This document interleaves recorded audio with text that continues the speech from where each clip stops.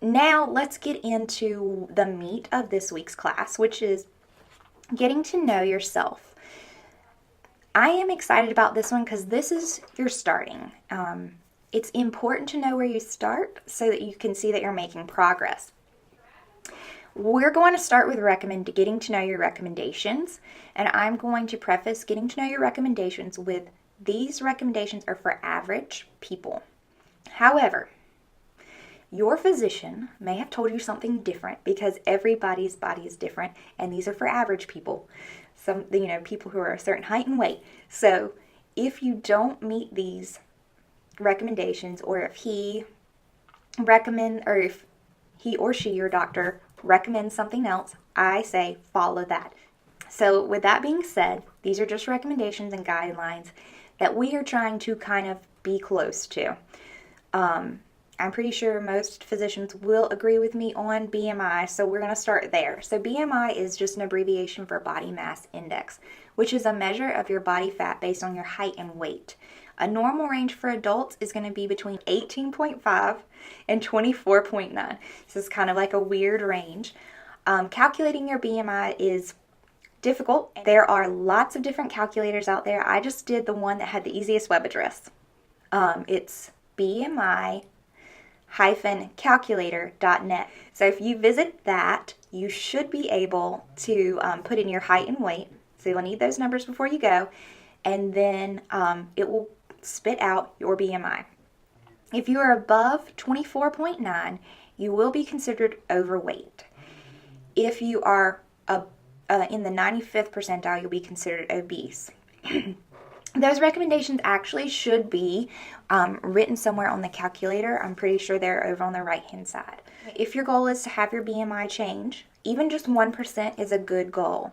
Changing it is going to be more than losing 1 pound. So just keep that in mind. Next is fruits and vegetable servings. So the USDA recommends for someone who consumes a 2,000 calorie diet to have 2.5 cups of vegetables per day and 2 cups of fruit. And my goal is always to make it a diverse group of fruits and vegetables in a variety of colors, cooked with low fats in healthy ways. So those are kind of the goals. You don't know what you're eating unless you're tracking it. So that's kind of where we're going with that. We need to be tracking our food throughout this program. I am going to encourage you to track your food using whatever method you want. It can be plain paper and pen. I do recommend knowing the calories if your goal is weight loss, knowing the fat or protein or carbohydrates. Those are going to be some key nutrients that we will probably try to address throughout the 4-week program. So tracking your food is going to be one of our goals for the week. I recommend using your smartphone for something other than social media. Download a tracking app. Most people keep their smartphones everywhere with them. If you download a tracking app on your smartphone, you will be able to log your food anywhere you go. If you have to take paper and pencil around with you, that's fine. I recommend the little pocket ones so you can just shove it in whatever you're doing.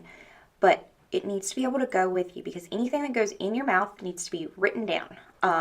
That includes your beverages and snacks in the middle of the night, early in the morning, vending machine visits. All of that stuff needs to be written down because you don't know what you need to change unless you know what you're actually doing. Now, tracking also goes along with your sodium. So 6 grams or approximately 1 teaspoon of salt per day is what's recommended by the USDA.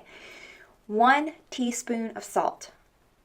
You don't know how much salt you're taking in if you don't write it down. So try to track your sodium as well. If you use an online app, they will usually be able to track your sodium based on the food that you put in. Remember, if you add salt on the table, that counts too. So let's talk about physical activity. So the USDA recommends that adults receive at least 2 hours and 30 minutes each week of physical activity at a moderate level, or 1 hour and 15 minutes of vigorous physical activity each week. And they recommend spreading that activity out over at least 3 days.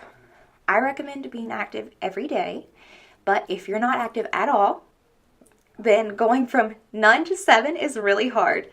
So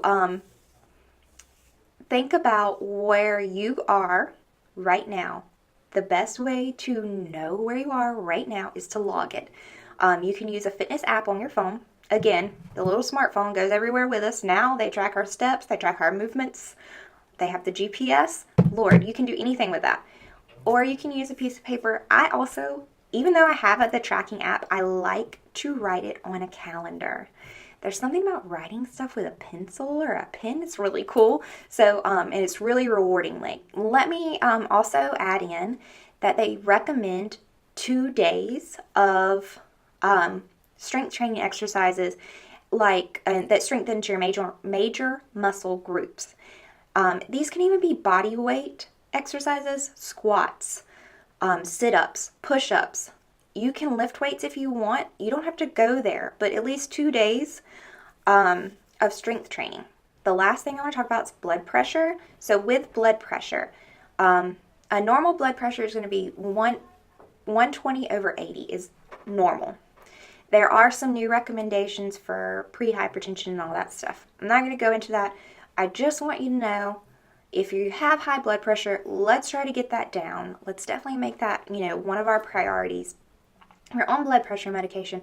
Let's definitely start tracking our diet and physical activity. Something that we can really change if we put our mind to it. With blood pressure, try to check it if you can. Get to a blood pressure cuff. If you have access to come over here to the extension office, I have several. You can check your blood pressure here. You can go to the pharmacy and they could check your blood pressure. There are also lots of little kiosks where you can just put your arm in the little tube and that can check your blood pressure. If you've recently been to the doctor, write down your blood pressure when they take it. This is basically what we need as far as our recommendations. I have on the back side of your handout given you a place where you can log all of those things. And then the last thing I want you to look at is your measurements. The scale is one way to see progress. The other way is going to be with your body measurements. Your body may get lean before it loses pounds. Think about muscle weighs more than fat. So if you're replacing fat with muscle, you might not see the results in the scale. You might see it in your waistline. So I've got several different places for you to take your measurements. Go ahead and take those. Come back and log that in the Google form. So everything that's written here on your page is also in the Google form. I'd love to see your name on a set of numbers, because then I can match them up at the end and email you your changes. That's definitely going to be our goal, is to email your changes. So I'll go ahead and tell you, in the form, you have the option to omit your name. If you would like to omit your name, then use your birth date as a way for me to match the forms up, but I won't be able to identify you. So next week, we're going to work on setting a goal and figuring out why we want to meet that goal. So the best way to know what our goal is to know where we are now and what recommendations I have told you, and maybe you can pick one big goal for the next 4 weeks. I am excited that you guys have joined us today, and please take the time, fill out your form, take your measurements, and post in the Google forum.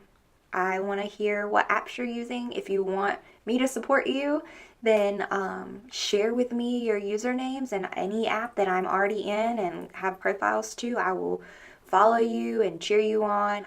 If you don't want me as your accountability partner, that's perfectly fine. You don't want anybody else in the group as your accountability partner, that's perfectly fine. But I do recommend getting an accountability partner or a support group together that can just be your family who is supporting you on your journey.